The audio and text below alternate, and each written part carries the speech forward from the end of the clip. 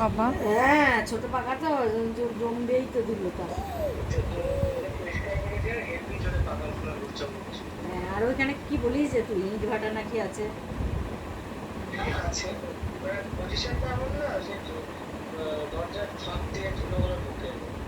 হ্যাঁ ভালো তো বাবা, পাখা পরিষ্কার করেছিস মানে তো বিশাল ব্যাপার।